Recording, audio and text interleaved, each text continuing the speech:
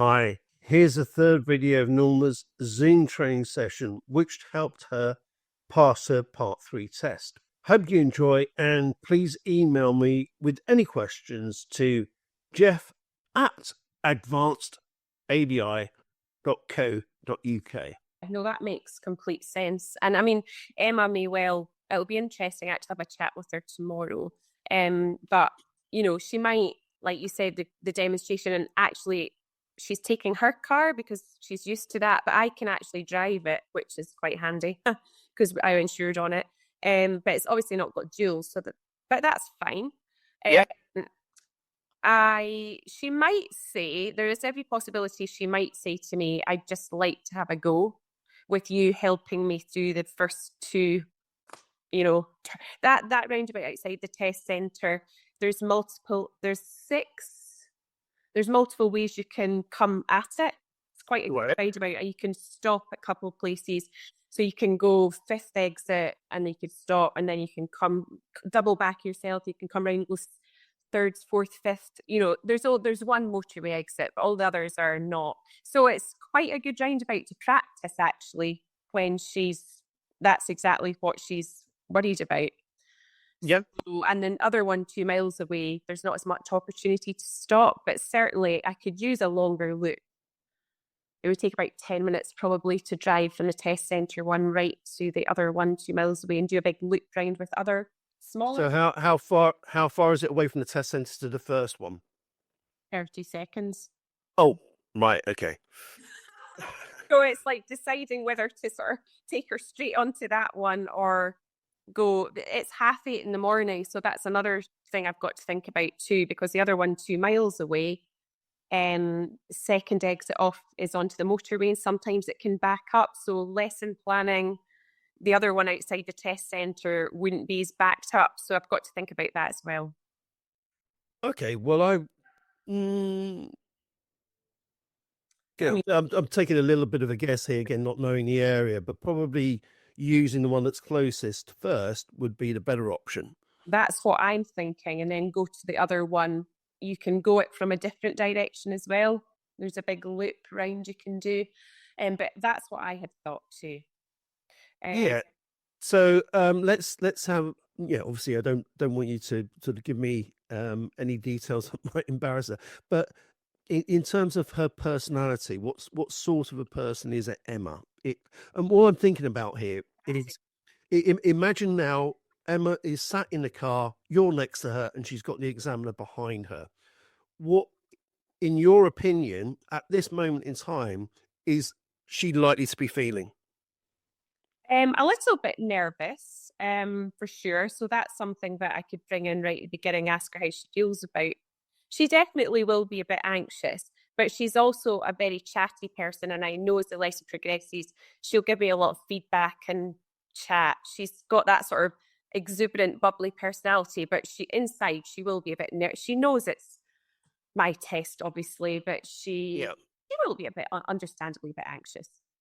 Okay, so that little bit of anxiety may well affect her driving ability, which is why I always recommend that if you can discover through her honesty and your questioning that she is feeling a bit anxious, then that's your opportunity to say, right, okay, so to begin with, why don't I give you a fair degree of support?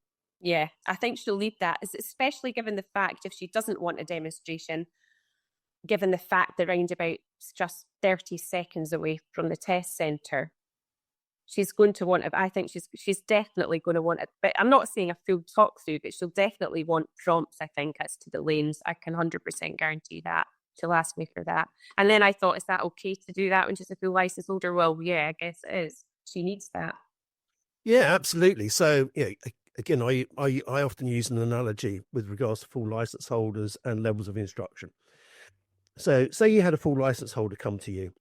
They've been driving, doesn't matter how many years. They've got X hundreds or thousands or tens of thousands of hours of practice under their belt. But for some reason or another, they've never ever used a lay-by on a dual carriageway. And It's entirely possible. Yeah. But it's something that they had to do the other day because the car started flashing all sorts of warning lights at them, and they was worried, and they just felt like they needed to pull over. And they suddenly realised they had no idea how to use a lay-by, and it just scared the hell out of them. So they know that you're a driving instructor or trained to be a driving instructor, and you're a friend. So they've just come to you and said, can you give me a bit of help in terms of how to use lay-bys? You go, yeah, of course I can. Now, even though they're a full license holder, what you should do the first time with you helping them to practice a lay-by is you give them full talk through. Yeah. Yeah, Yeah. literally as you would with a learner. Yeah. The difference with a full license holder is they'll learn much quicker than the learner will. Yeah. You'll show them once, or you'll talk them through it once, and you go, right, okay, so that makes sense. They go, Mm. oh, yeah, I get it now. Right, okay, well, let's go and do it again. We'll do another lay-by. It's just a couple of miles up the road. So why don't you just show me what you've just understood from me talking you through it? And the likelihood is they'll nail it. Whereas with a learner, they might need to do it half a dozen times before Yeah. they get to that same point Yeah. of recognition and understanding and confidence. Yeah. Yeah. And that was slightly my worry. I thought, well, if I do like prompted help through the first couple of loops, or not loops, sorry, the first sort of on the multi-lane roundabout, if I'd sort of prompt around that and then we stop, have a chat about that, and then we come back and she does two, she might want to have a go herself and then she nails that and then I've got 15-minute left. And then I guess I could take her onto the other spiral that she's not been on actually. Could do a big loop round to the other one, just progress it on.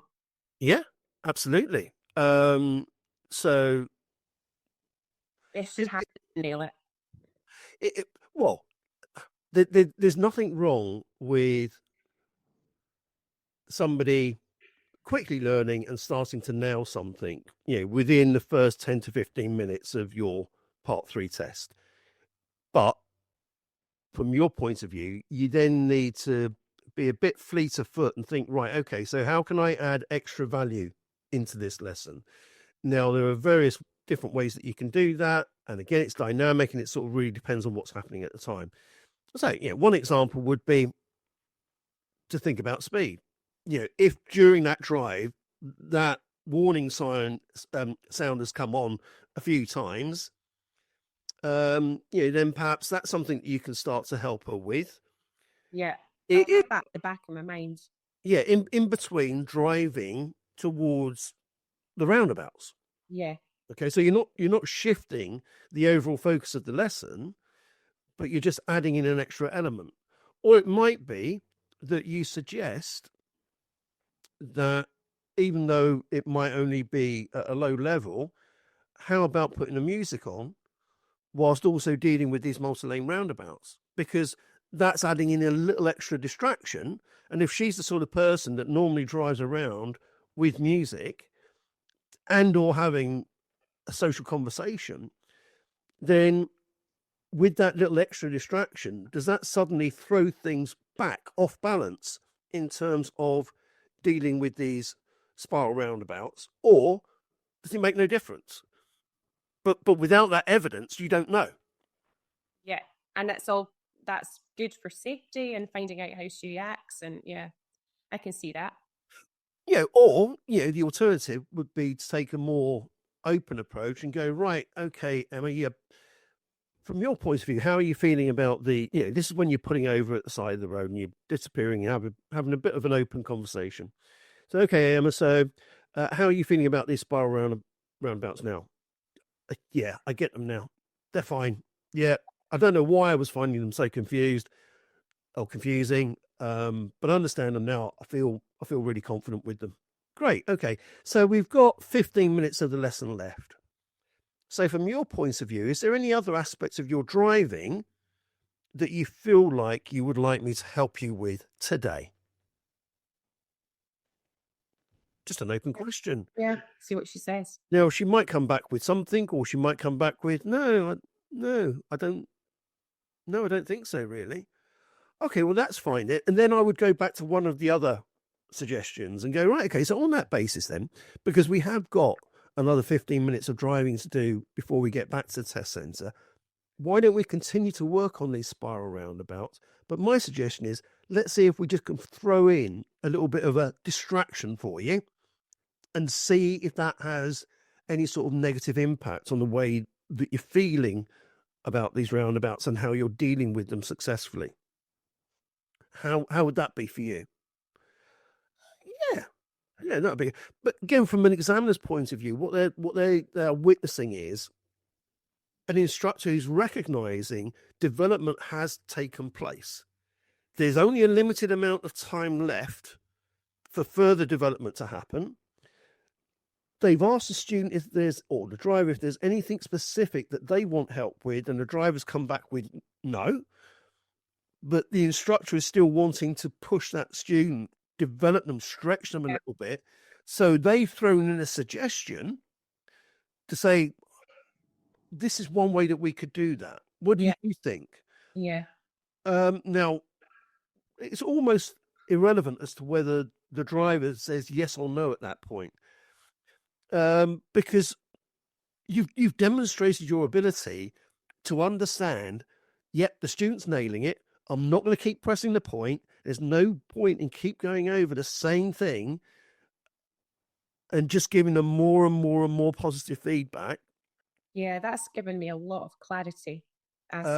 So let's just figure out together if there's an option for us to just push this on a little bit. But again, the examiner's hearing and realizing for themselves, you've only got a limited amount of time. So don't please. I can guarantee they'll be sitting there in their own heads thinking, this lesson is going really well. Please, please don't now throw all of this good work away by completely moving on to something totally different that you're never ever going to be able to tackle in the time that we've got left.